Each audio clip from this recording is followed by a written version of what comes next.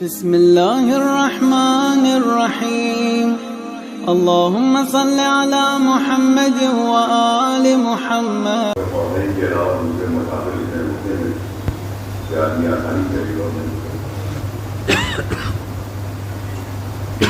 یہاں سے فارغ ہوئے تو 4 دن کے بعد لندن بھائی علی گڑھ آئے اور والدہ نے ان سے کہا کہ یہ ہمارا انڈین کو بہت طرح کریں گے، تم اپنے ساتھ ان کو لے کے چلے جاؤ. اور دلی میں تھوڑے ماموں نے ایک نواب صاحب تھے اسے خاصا دیکھا اور بتایا کہ انہوں نے ہماری تحریر کی ہے. شروع میں تقریباً پہلی چیز یہ تھی کہ وہ دہلی جہاں آسانی سے کوئی کسی کو نہیں لگا تھا وہاں لندن بھائی کی وجہ سے مجھے ساتھ سہرام ہے. اور دوسری بات یہ کہ جہاں یہاں مجھے جانا تھا مجھے لے کے گئے جس سے وہ جگہ جو علی گڑھ میں محدود دائرے ہوتی ہے وہ کھلی اور میں دہلی کی پتہ چلایا تو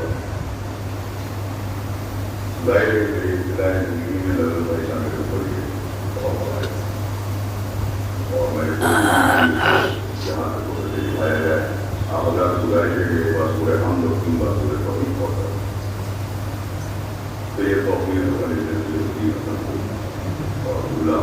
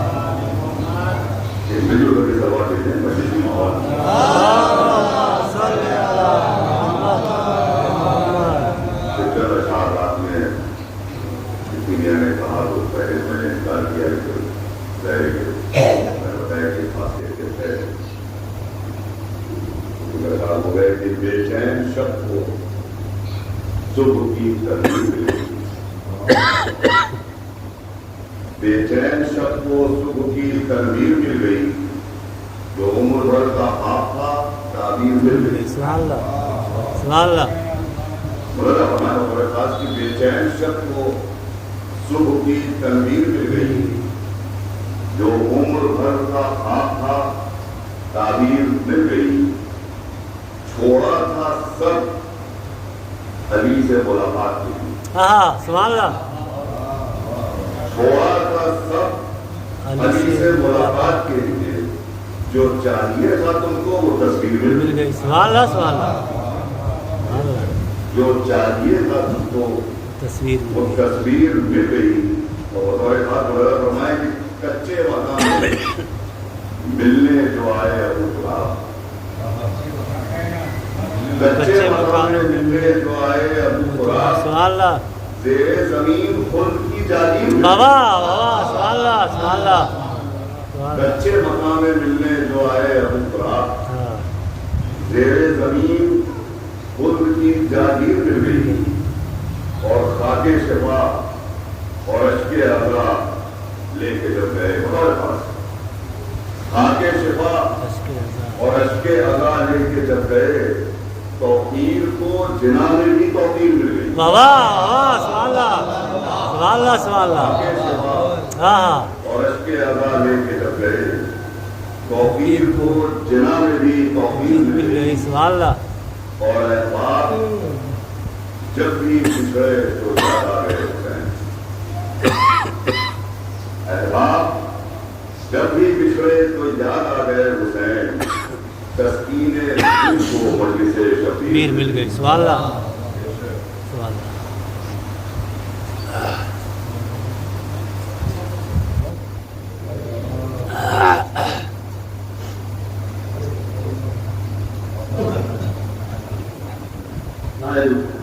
اللہم صلی علی محمد وآل محمد. والدہ ہوں وہ اور مجھے آج ملا، بالیغہ ہوں وہ اور مجھے آج ملا، ذل علم شاہ معراج ملا، منبر پہ نشست سر پہ حضرت کا علم، اب چاہیے کیا تخت ملا تاج ملا، اب چاہیے کیا تخت ملا تاج ملا۔ موت کے سلسلے سے چند اشعار ہیں فارغ خودگم کے، سماعت فرمائیں کہ مطلب پیش خدمت ہے۔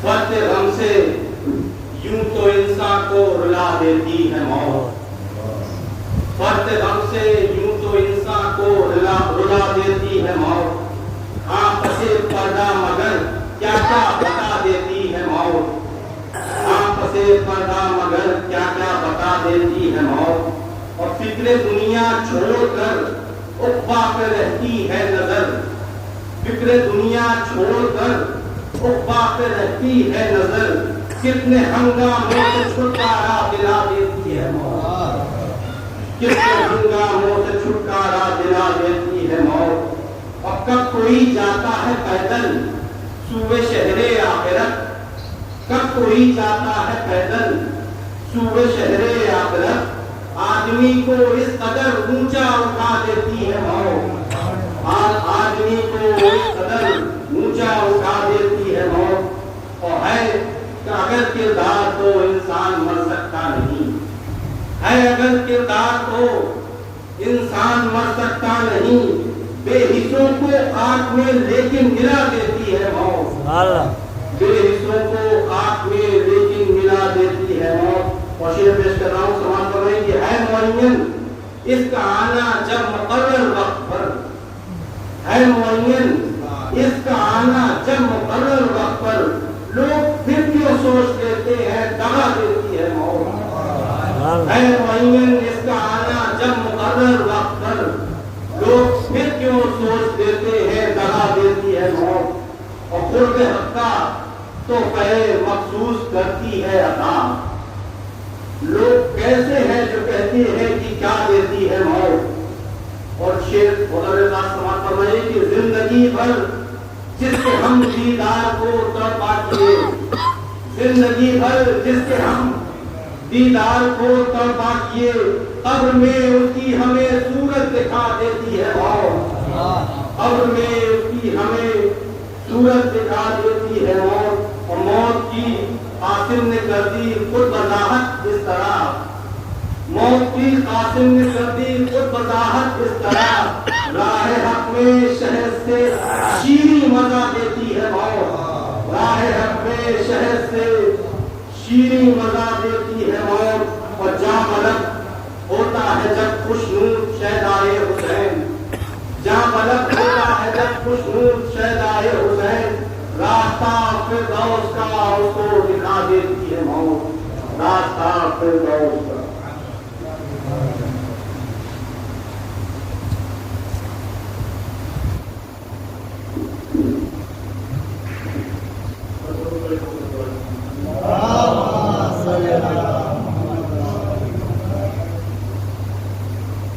آسمان سے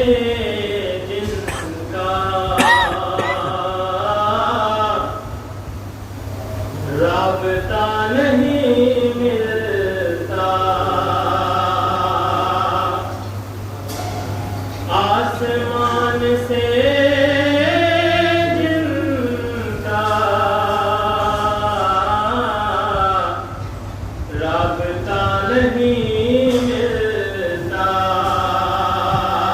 تو آنکھ رہ کے بھی ان کو راستہ نہیں ملتا، اور ہم حسین والوں کی باتیں نرالی ہے،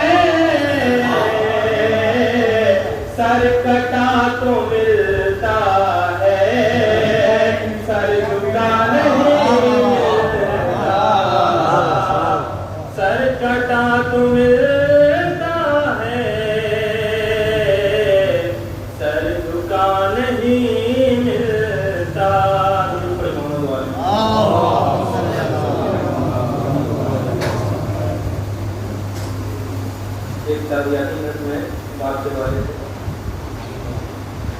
میرے بابا میرے بابا میرے پیارے بابا،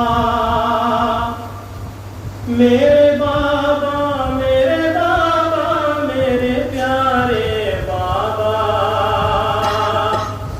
میرے بابا میرے بابا میرے پیارے بابا، میرے بابا میرے بابا میرے پیارے بابا، یاد آتا ہے مجھے چپکے سے آنا تیرا، اور پھر پیار سے سینے سے لگانا تیرا، روٹھ جاؤں جو اگر میں تو منانا تیرا، بچپنے کا میرے ہر ناز اٹھانا تیرا، جس گھڑی یاد مجھے بابا تیری آتی ہے، دل تڑپ جاتا ہے اور آنکھ بھی بھر جاتی ہے، میرے بابا میرے بابا میرے پیارے بابا، اشک آنکھوں سے یہی سوچ کے تاری بابا، مٹ گئی دل میں تھی جو خواہش ساری بابا، یاد عمر رلائے گی تمہاری بابا، زندگی ہو گئی برباد ہماری بابا، بات تیرے یہ بھلا جینا بھی کیا جینا ہے، رب نے کیوں بابا میرے ہم سے تمہیں چھینا ہے، میرے بابا میرے بابا میرے پیارے بابا، میرے بابا میرے بابا میرے پیارے بابا،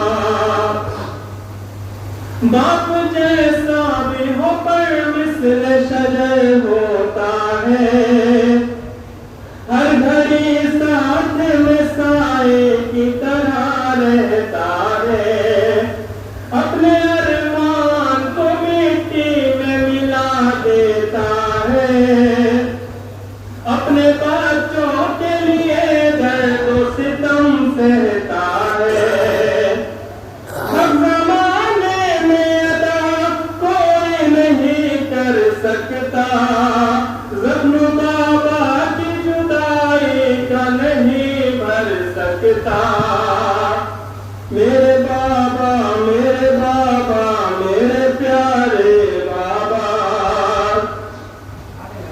یہ ہو گر ساتھ تو جینے میں مزہ آتا ہے، باخدا ان سے بہت دل کو سکون ملتا ہے، یہ نہ ہو گھر تو بڑا گھر بھی، یہ نہ ہو گھر تو بڑا گھر بھی اجڑ جاتا ہے، ماں سے اور باپ سے خوشیوں کا چمن کھلتا ہے، اہمیت ان کی اگر جان نہ چاہے کوئی، پاس ایک بار یتیموں کے چلا جائے کوئی، میرے بابا میرے بابا میرے پیارے بابا،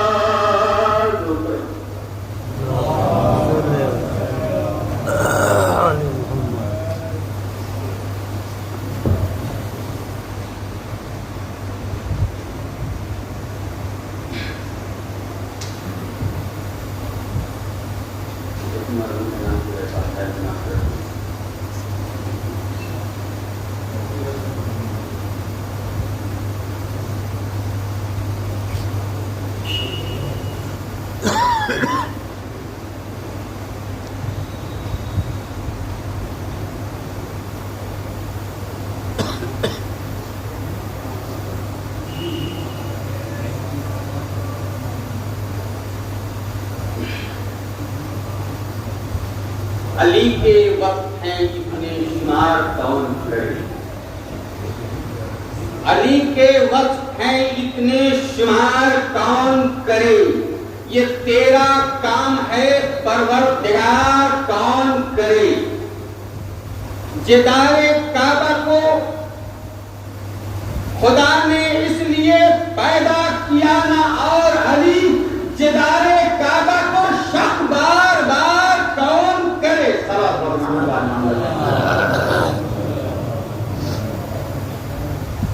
اور ماں کہتی ہے خاک شفا چاہیے، ماں کہتی ہے خاک شفا چاہیے، مر گیا ہوں مگر فاتحہ چاہیے۔ موت کہتی ہے خاک شفا چاہیے، موت کہتی ہے خاک شفا چاہیے، مر گیا ہوں مگر فاتحہ چاہیے۔ ارے قبر میں دیکھ مولا علی آ گئے، اس سے بڑھ کر ہمیں اور کیا چاہیے، اس سے بڑھ کر ہمیں اور کیا چاہیے۔ ایک سوال پڑھنا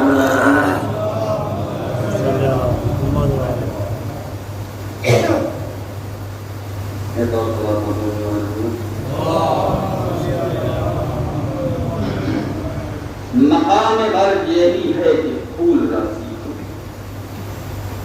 مقام برگ یہی ہے کہ پھول راضی ہو، مقام برگ یہی ہے کہ پھول راضی ہو، وہ خوش نصیب ہے جس سے رسول راضی ہو۔ اور جسے جسے کہو، جسے جسے کہو مانوں گا میں رضی اللہ، مگر یہ شرط ہے پہلے بطول راضی۔ جسے جسے کہو مانوں گا میں رضی اللہ، مگر یہ شرط ہے پہلے بطول راضی ہو۔ یہ پتہ ہے ڈاکٹر قیامت میں صاحب کا کہ سید بیکت سے غمخوار کو موت آتی نہیں، سید بیکت کے غمخواروں کو موت آتی نہیں، اور عابد مستر کے بیماروں کو موت آتی نہیں، عابد مستر کے بیماروں کو موت آتی نہیں، اور تھپکیاں دے کر سلا دیتی ہے رحمت قبر میں، تھپکیاں دے کر سلا دیتی ہے رحمت قبر میں، نیند آتی ہے عزاداروں کو موت آتی نہیں۔ سبحان اللہ بے شک۔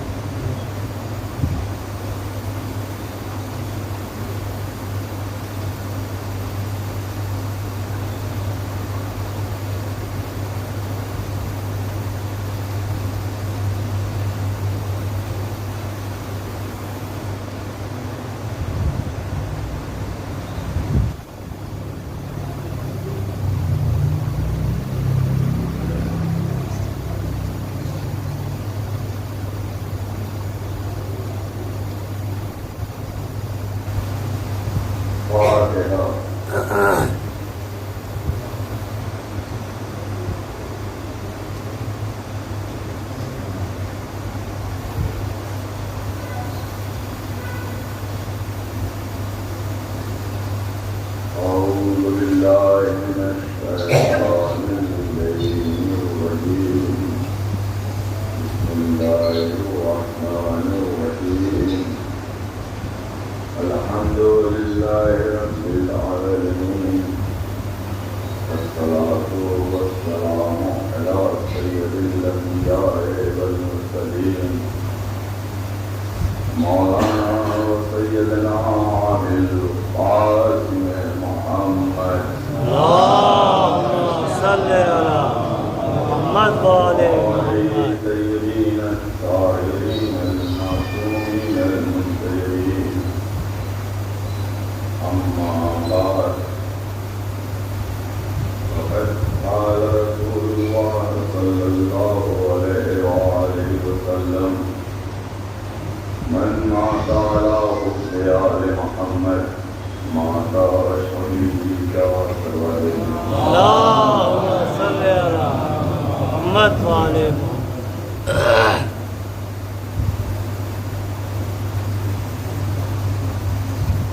اللہ الرحیم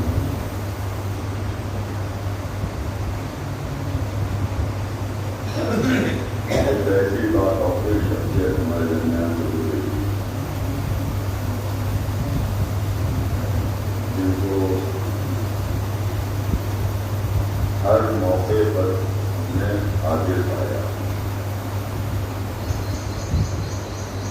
چاہے مسجد کا پروگرام ہو یا محفل یا شادی یا بیاہ، کوئی ہو یا نہ ہو، ہمارے لندن میں رشتےدار میں وہ پہنچاتے. آج بھی ہمارے درمیان وہ بیٹھے ہیں، ہمیں نظر نہیں آ رہا ہے، اس لیے کہ ہمارا مرنے والا مرتا نہیں. بے شک سبحان اللہ. جو مر جائے وہ علی والا کیسے کہلائے گا؟ سبحان اللہ. علی والوں کو موت نہیں آتی، موت کو علی والوں کو دیکھ کے موت آ جاتی ہے. تلوار اللهم صل على محمد وآل محمد. اور ارشاد ہو رہا ہے پیغمبر اسلام کا، من مات علی حب آل محمد مات شہیدا. جو بھی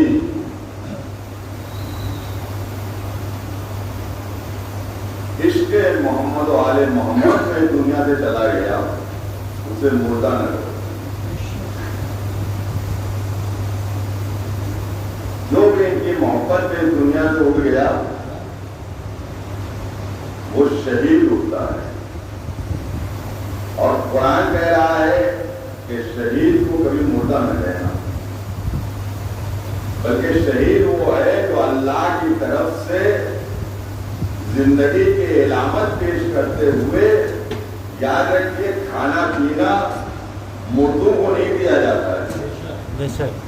اسی لیے ہمارے یہاں کا جب مرنے والا مرتا ہے تو ہم فاتحہ کراتے ہیں.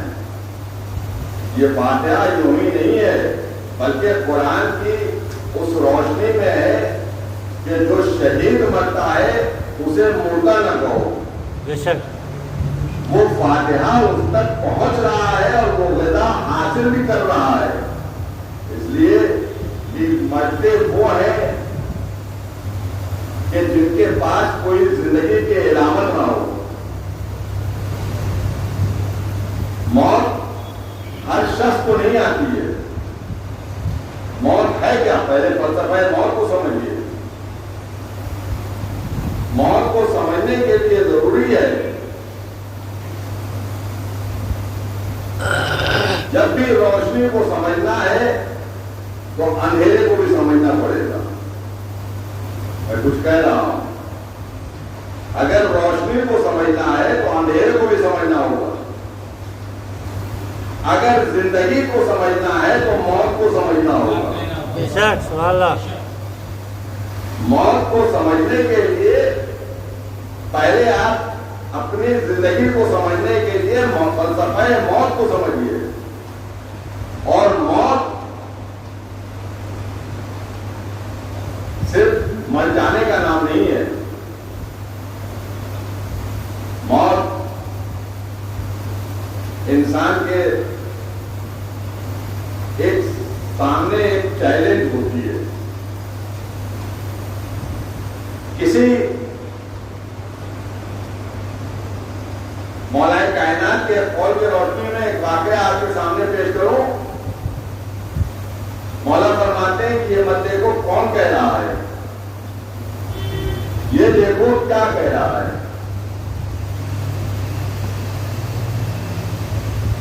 ہمارے ہم شیعوں کا یہی سب سے بڑا فلسفہ ہے کہ اگر غیروں نے بھی کوئی اچھی بات کہی ہے تو اگر اچھی بات ہے تو ہم اسے ٹھکراتے نہیں ہیں بلکہ اس سے کچھ حاصل کرتے ہیں.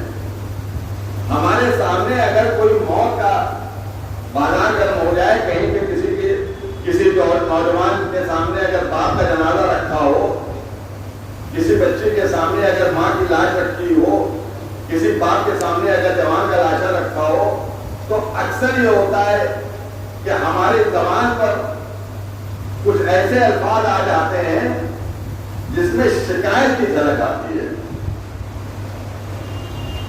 میرے پروردگار یا حسین, یہ سب چیزیں جو آتی ہیں, تو بس ایک واقعہ میں آپ کے سامنے پیش کروں. ایک بہت بڑا کھلاڑی گزرا ہے علی میاں, جس کا نام ہے آرتھر ایش. 1970 کے دوران میں, 70 سے 72 کے دور میں وہ لان ٹینس کا بےتاج بادشاہ تھا.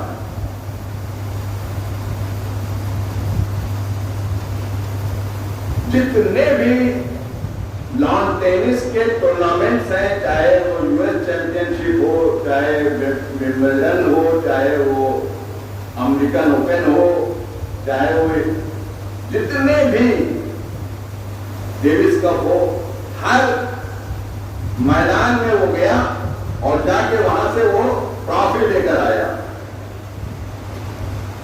پوری دائرے کی لان ٹینس ایک ایسی چیز ہے کہ جو دنیا کا سب سے اہم گیم کہلاتا ہے. ہمارے درمیان میں تو کرکٹ ہی ہے, لیکن دنیا کی زبان میں یا فٹ بال ہے یا اس طریقے کے گیم ہے. بس سنیے عزیزان محترم, لان ٹینس کا وہ کھلاڑی آرتھر ایش اپنے پیک پہ تھا, ہر چیمپئن شپ کو لے چکا تھا. اسی دوران میں اچانک اس کے سر میں درد ہوتا ہے اور اب وہ ڈاکٹر سے رجوع کرتا ہے. اور جب ڈاکٹر کے پاس جاتا ہے تو ڈاکٹر کہتا ہے اب تم چند دنوں کے مہمان ہو. سوچئے, جس کو پوری دنیا جانتی ہو اور اپنے پیٹ پہ ہو, اس سے یہ کہا جا رہا ہے کہ اب تم چند دنوں کے مہمان ہو. والدان محترم, جنگل کی آگ کی طرح اس کی بیماری کی خبر پھیلی. اس کا ایک بہت خاص دوست تھا, وہ کہیں دوسرے ملک میں رہتا تھا, وہاں سے بھاگا ہوا ہاسپٹل میں اس سے ملنے گیا. عزیزوں, سوچ لو اور سمجھ لو, ہاسپٹل میں جب اس سے ملنے جاتا ہے تو جانے کے بعد ایک جملہ اس کے منہ سے نکلتا ہے. وہ یہ کہتا ہے کہ میری سمجھ میں نہیں آیا کہ صرف تم کو ہی گاڈ نے کیوں سلیکٹ کیا اس مرض کے لیے. تم کو ہی گاڈ نے کیوں انتخاب کیا اس موذی مرض کے لیے. اور اس کے بعد اب آرتھر ایش کا جواب سنیے. اس نے کہا میں بچپنے میں اسکول میں چیمپئن بنا. اب آپ جیسے جائیں سن لیں, میں اسکول میں چیمپئن بنا, یہاں تک کہ ڈسٹرکٹ میں چیمپئن بنا, یہاں تک کہ اسٹیٹ لیول پہ چیمپئن بنا, اور یہاں تک کہ دنیا کے جو ٹاپ کلاس کے ٹرافیز تھی, چیمپئن شپ تھی, چاہے وہ ومبلڈن ہو، چاہے US اوپن ہو، چاہے آسٹریلین اوپن ہو، چاہے ڈیوس کپ ہو، کوئی ایسا میدان نہیں ہے لان ٹینس کا جہاں ہم نے چیمپئن شپ حاصل نہ کی ہو۔ اور ایک مرتبہ اپنے دوست کی طرف پلٹ کے کہتا ہے، ایک بات کا مجھے جواب دے دو، جب میں ان چیمپئن شپ جب اس کو گارڈ کے تمام چیزیں دے رہا تھا تو میں نے اس وقت گارڈ سے تو نہیں پوچھا کہ آخر میں ہی جب میں نے اس وقت اپنے گارڈ سے یہ نہیں پوچھا کہ آخر میں ہی جو تو اگر اس نے مجھ کو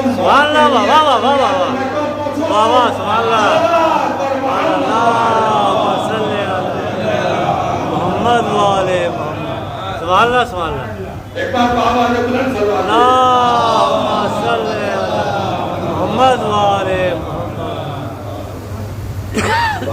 محترم، یہی ہے انسانیت۔ بے شک یہ انسان اپنی حقیقت کو سمجھے۔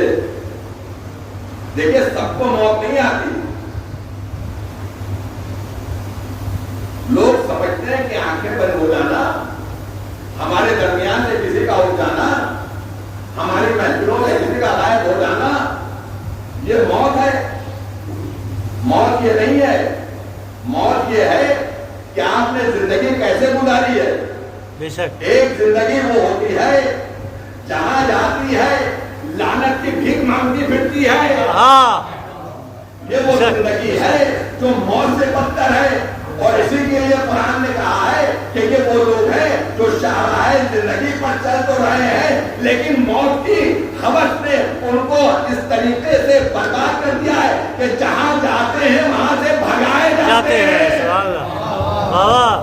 لیکن ایک زندگی وہ ہوتی ہے جو انسان دنیا سے آنکھوں سے اوجھل ہو جاتا ہے۔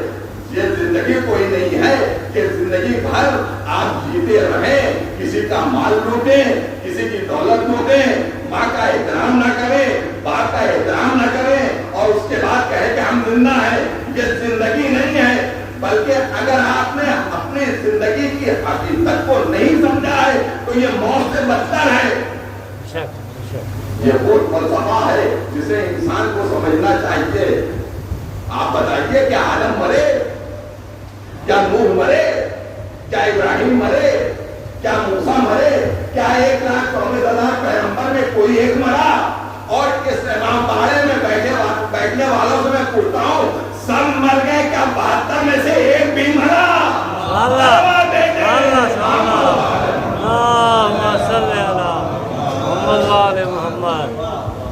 ہم ملاحظہ فرمائیں اور کریں، آج اگر مر گئے ہوتے 72 تو ہم 72 کو یاد نہ کرتے۔ یہ 72 اعلان کر رہے ہیں زندگی ایسے گزارو کہ حسین بھی تمہارے لیے یہ کہیں جیسے اصحاب مجھے ملے۔ یہ وہ اصحاب تھے۔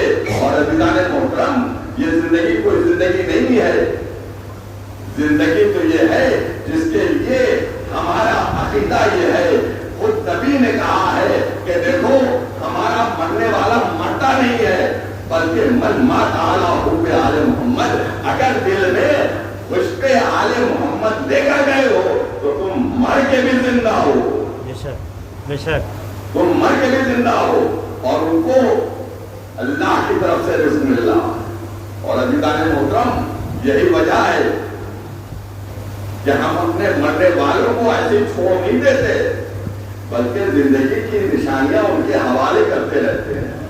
یہ فرش ادا جو لکھا ہے، آج مجلس جو ہو رہی ہے، یہ اس بات کی علامت ہے کہ بظاہر آنکھوں سے توفیق صاحب اوجھل ہو گئے مگر لوگ بتا رہے ہیں کہ آپ چلے گئے، مگر آپ کی زندگی آج بھی مجلس کی صورت میں ہمیشہ کے لیے قائم ہے۔ اور عزیزان محترم، مرتا کون ہے؟ آپ نے کبھی غور کیا مرتا کون ہے؟ بس قرآن کی ایک آیت نے آواز دی، اذا لقوا الذین قالوا آمنا، اذا لقوا الذین آمنوا قالوا آمنا واذا خلوا الی شیاطینہم قالوا انما نحن متحدون۔ ایک بار سوال دے جب اذا لقوا الذين آمنوا قالوا آمنا واذا خلوا الى شياطينهم قالوا انما نحن مستهزئون. آپ کو ترجمہ پیش کروں اور دور حاضر میں اس آیہ مبارکہ کو دیکھیے کہ زندگی کدھر ہے اور موت کدھر ہے. دو کردار قرآن کی اس آیت نے پیش کی ہے. دو کردار. ایک کردار یہ کہہ رہا ہے قرآن کی آواز میں, قرآن کی زبان میں, عزیزان محترم ترجمہ پیش کروں گا, اس کے بعد آپ سمجھ میں آئیں گے اور اس کے بعد آپ تجزیہ کریں. اذا لقوا الذین آمنوا قالوا آمنا, جب ان سے کہا جاتا ہے, اور کون کہتا ہے؟ جس نے ان کو پڑھایا ہے,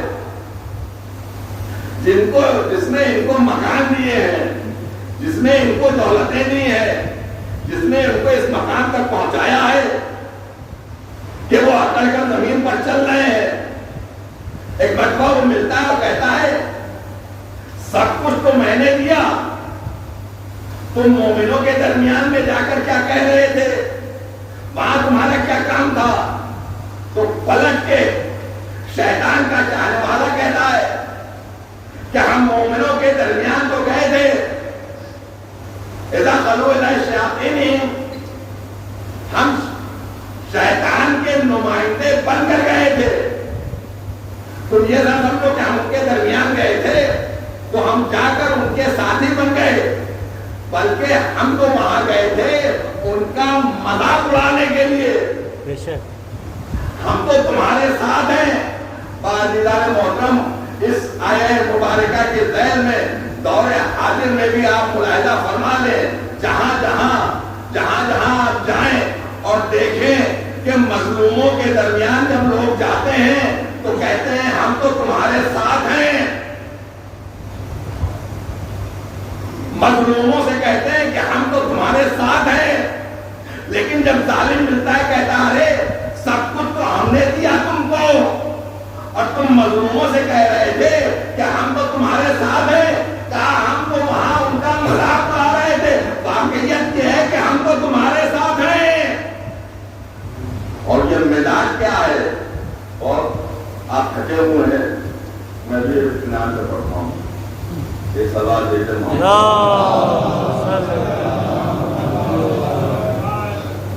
عزیزان محترم, یہ مزاج آپ ملاحظہ فرمائیں اور آپ جس مزاج کو سننا چاہتے ہیں وہی سنیں.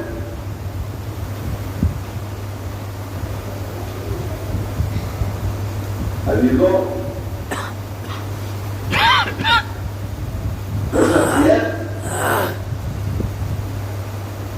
جو دست رات بنی ہوئی تھی, امیر شان تھی, اس نے نفاق کا پورا نمونہ پیش کیا. یہ منافقین تو ہیں جو مومنوں سے کہتے ہیں کہ ہم تمہارے ساتھ ہیں, اور جب شیطان ملتا ہے تو کہتے ہیں کہ ہم تو تمہارے ساتھ ہیں, ہم ان کا مذاق اڑا رہے تھے. یعنی جو مومنوں کا مذاق اڑائے, یا یہ کہ جو موت کا نمائندہ تھا وہ مومنوں کا مذاق اڑانا تھا, اور جو زندگی کے نمائندے تھے وہ مومنین کے ساتھ میں تھے. عزیزان محترم, ایک شخص بھاگا ہوا جو بڑی عظیم شخصیت تھا وہاں کا, دنیا کی نظر میں منافقت کا لبادہ اوڑھ کے ایک مرتبہ جا رہا ہے. کسی نے دیکھا کہ تم کہاں جا رہے ہو؟ کہا مسجد علوی میں جا رہا ہوں, مسجد کوفہ میں جا رہا ہوں. آپ کا سنا ہوا واقعہ ہے, نتیجہ پیش کرنا چاہتا ہوں. کہا تم ادھر کہاں جا رہے ہو؟ کہا نماز پڑھنے جا رہا ہوں علی کے پیچھے. نماز پڑھنے جا رہا ہوں علی کے پیچھے. یہ نفاق کا نمائندہ تھا جو آ کر موت کی نمائندگی کر رہا تھا اور کہہ رہا ہے کہ میں علی کے پیچھے نماز پڑھنے جا رہا ہوں. پلٹ کے اس شخص نے کہا تم اور علی کے پیچھے نماز پڑھنے جا رہے ہو, تم تو ہمارے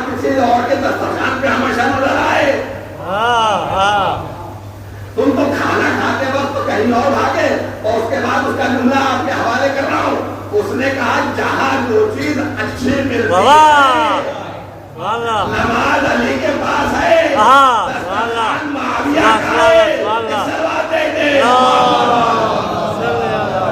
محمد والے نعرہ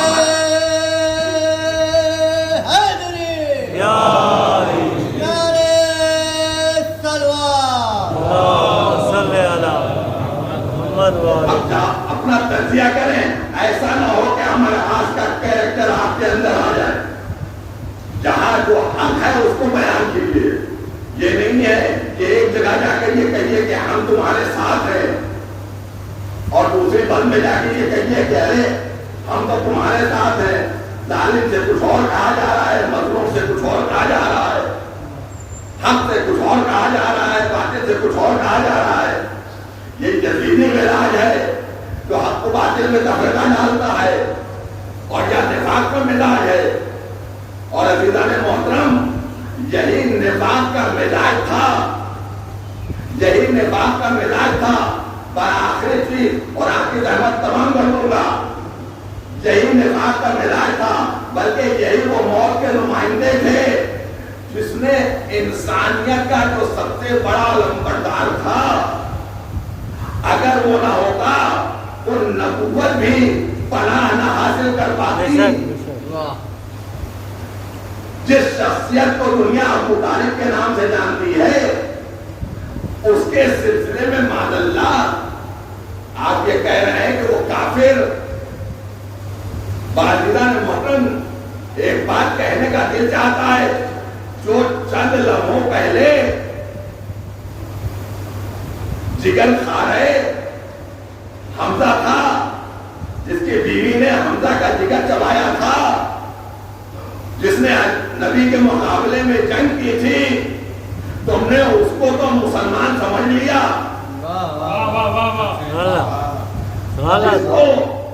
جس نے ساری حدیں پار کر دی.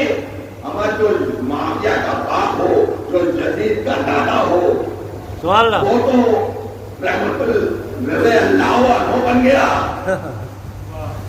اور وہ بھی کیوں؟ وہ آیا نہیں تھا بلکہ یہ وہی مزاج تھا نفاق کا کہ ان کے پاس آیا تھا یہ دکھانے کے لیے کہ ہم تمہارے ساتھ ہیں. لیکن نمائندہ کسی اور کا بن کے آیا تھا جو آج کے دور میں بھی دکھتا ہے. ہوتے کسی اور کے نمائندے ہیں، باتیں کرتے ہیں کسی اور کے لیے.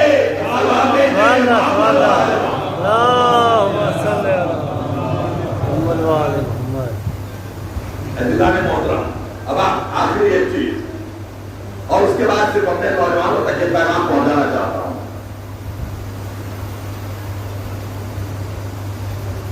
میں کوشش یہ کرتا ہوں کہ وہ چیزیں جو نوجوانوں تک پہنچ جائیں.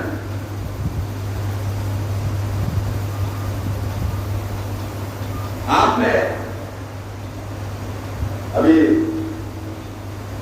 پرسوں کے مجلس میں بھی حسن ثانی نظامی ثانی جو خواجہ نظام الدین اولیاء کے والد سے منتظر، حسن نظامی کے والد حسن اول جو ان کے ثانی کے بعد، انہوں نے ایک زمانے میں ان کے سلسلے میں یہ مشہور ہو گیا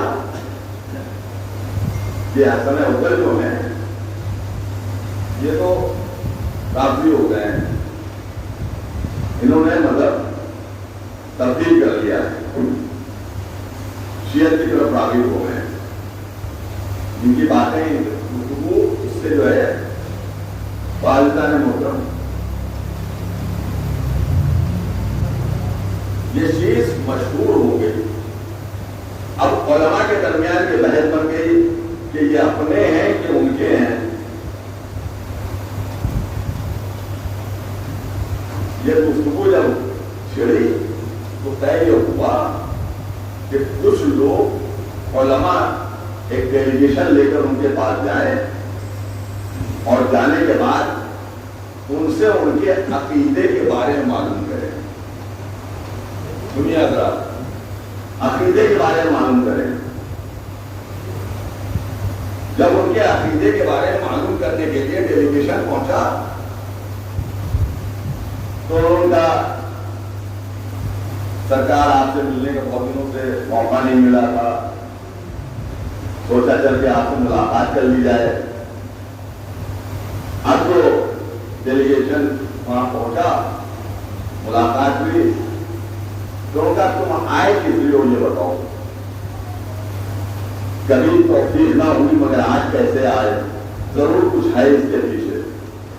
تمہیں سمجھ گیا کچھ ہے اس کے پیچھے؟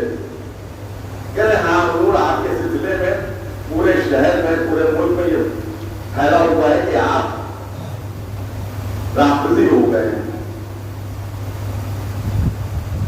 کیا مطلب؟ کہ بس اسی کا حل ہم لوگ چاہتے ہیں، جانتے ہیں کہ آپ ہمارے ہیں، لیکن ہم چاہتے ہیں کہ اس کا آپ سے جواب لے کے چلے جائیں۔ اس کے بعد آپ سنیں، ان کا پوچھو کیا پوچھنا چاہتے ہو؟ ان کا ہم یہ پوچھنا چاہتے ہیں کہ آپ یہ بتائیے کہ آپ کا عقیدہ امیر شام حضرت معاویہ کے سلسلے میں کیا ہے؟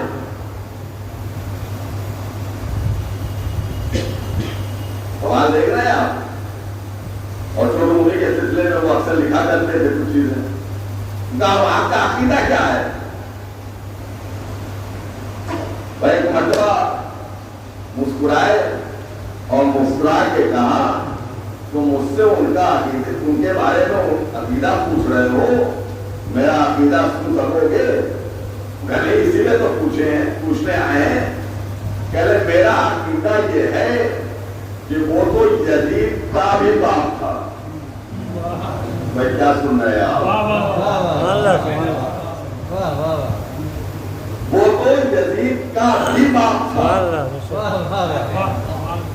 یزید کا بھی باپ تھا۔ بازرگان محترم، یہیں سے ہم کو بھی ایک سند مل گئی۔ اب اگر ہم سے آپ بہت کچھ جناب ابو طالب کے سلسلے میں سنتے رہتے ہیں، سنیے یہ بھی بات، اب ہم سے جب کوئی پوچھے گا تو انہیں کی جواب کی روشنی میں ہم سے لوگ پوچھیں گے کہ ابو طالب کے سلسلے میں تمہارا عقیدہ کیا ہے، تو ہم یہ نہیں کہیں گے فاتح خیبر کے باپ کا نام علی ابو طالب، فاتح خندق کے باپ کا نام ابو طالب، فاتح حنین کے باپ کا نام ابو طالب، تمام جنگوں کے ماہر کے باپ کا نام ابو طالب، بستر نبی پر سونے والے کے باپ کا نام ابو طالب، مسجد قباء میں شہید ہونے والے کے باپ کا نام ابو طالب۔ ہم یہ فضیلتیں مولا کائنات کی نہیں بیان کریں گے، ہم تو یہ بھی نہیں کہیں گے کہ عقیل کے باپ کا نام ابو طالب، جعفر کے باپ کا نام ابو طالب۔ ہم سے جب پوچھا جائے گا تو ہم کہیں گے تم ابو طالب کے بارے میں پوچھنا چاہتے ہو نا، تو آؤ تمہیں اس میدان میں لے کر چلتے ہیں۔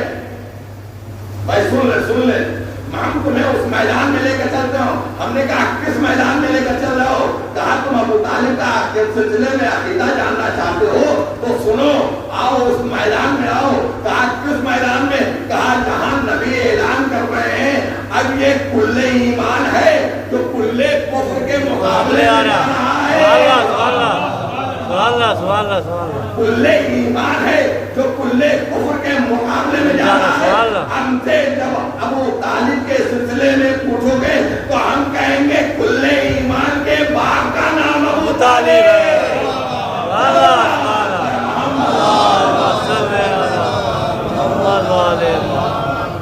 کل ایمان کے باپ کا نام ابو طالب۔ آپ نے اندازہ لگایا، آپ ابو طالب کے سلسلے میں جا کے سوچتے رہو، پہلے کل ایمان کا تجزیہ کرو، پھر ابو طالب سمجھ میں آئیں گے۔ اور جو نہ ہو، یہ زندگی کی علامت تھی۔ ان کے خاندان میں ہر فرد ایسی تھی جو زندگی دنیا کو بانٹ رہی تھی، اور اس انداز سے بانٹ رہی تھی کہ اگر عشق میں ان کے دنیا سے بھول جائے، ارے جن کے بچوں کے عشق میں دنیا سے اٹھ جائے، جو جنت منتظر رہتی ہے، اس کے باپ کے بارے میں کیا سوچ رہے ہو؟ اور تم اللہ اس کو جہنم میں ڈال رہے ہو۔ جہنم کی ہمت ہے کہ ابو طالب کو لے لے جس کے بچے جوان ہے جنت کے سردار بے شک سوال نہ جس کا بیٹا آسانی کوثر ہو تمہیں سمجھ ہی نہیں آ سکتا تم نے ہمیشہ الٹے سیدھے لوگوں کو اپنا لیا اور تو واقعی جن کو اپنانا چاہیے تھا ان سے دور ہو گئے مگر اس میں اب کیا ہے یہ تو اپنے اپنے مقدر کی بات ہے بے شک جس کے مقدر میں جیسا آیا کوئی ہے جو سمندر میں ڈوب کر موتیاں لے کر آتا ہے اور کوئی پتھر لے کر آتا ہے تو یہ تو اپنی اپنے مزاج کی اپنے اپنے فکر کی بات ہے اس کے مقدر میں کیا ہے ہمارا تو مقدر یہ ہے کہ ہم علی والے ہمیشہ دستے کھل جاتے ہیں یہاں تک کہ قبر میں بھی جب جاتے ہیں تو ہم جانتے ہیں کہ ہمارا مرنے والا جاگ رہا ہے اسی لیے کہتے ہیں اسماء افہم سن اور سمجھ کی بات اسی سے کہا جاتا ہے جو زندہ ہوتا ہے بے شک سوال اللہ بے شک صلوات صلی اللہ محمد والے زندگی کیوں نہ ہو زندگی کیوں نہ ہو ہم نے ان کے اس علی کے بچوں کے دامن کو پکڑا جس نے اپنی زندگیاں قربان کر دی ہماری زندگی بنائی آج ایک باپ کا سوچ پورا خاندان یہ جو اپنا بیٹیاں تڑپ رہی بیٹے تڑپ رہے مگر میں ان سے یہی کہنا چاہتا ہوں کہ ہم بدل لیتے ہیں ہم اپنے آنسو پوچھتے ہیں سارے ان کو اس کا ملال نہیں ہے بس یہ ہے کہ وہ شفقتیں حاصل نہ ہوں گی وہ محبت حاصل نہ ہوگی اس میں جو ہے شفقت سے محرومی کا احساس رہے گا مگر ابوذر مکرم ایک باپ کی دنیا سے ایک جنازہ تو لیکن جو گھر سے بہتر ہے وہ بھی جنازے نہ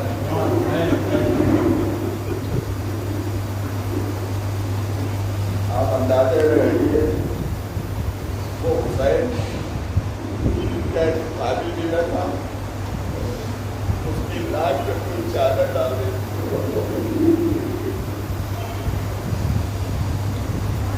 عزیزان مسجد کربلا بہت سخت ہے حسین کے سلسلے میں کچھ سوچتا وہ حسین جسے بڑے ارمانوں سے مانے والا چکیاں تیس کے پالا ہو وہی حسین جب رخصت آخر کو آتا ہے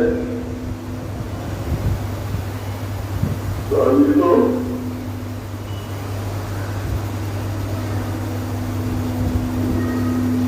بعد میں لاشوں کے لاشیں اٹھانے والا ہوتا ہے کبھی اکبر کے لاش کو لے کر آیا کبھی قاسم کے جنازے کو کبھی علامہ محمد کے جنازوں کو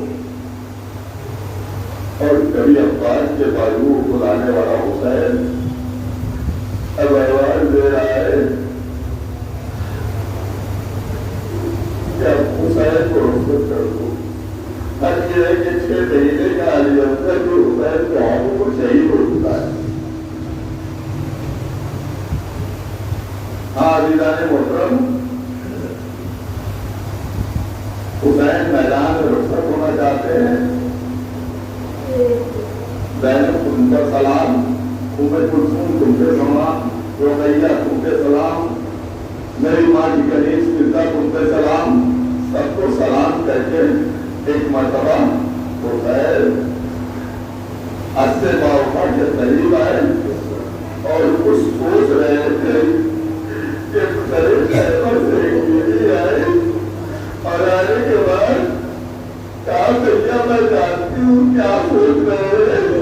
کل آپ جب ہنستے باؤپا کے قریب آتے تھے تو اکبر بھی آ جاتے تھے, عباس بھی آ جاتے تھے اور محمد بھی آ جاتے تھے. سب آپ کو سوال کرتے تھے.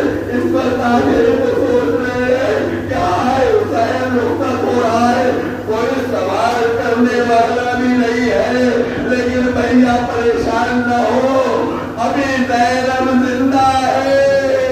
زینب نے حسین کو سوال کرایا مگر مجھے نہیں معلوم سوال کرتے وقت زینب نے کیا سوچا ہوگا. اے بھیا ایک کافی کار کی لارت تھی, اب آپ بھی رخصت ہو گئے. حسین سوار ہو گئے, حسین سوار ہو گئے, مگر یہ تو ایسی رخصت تھی.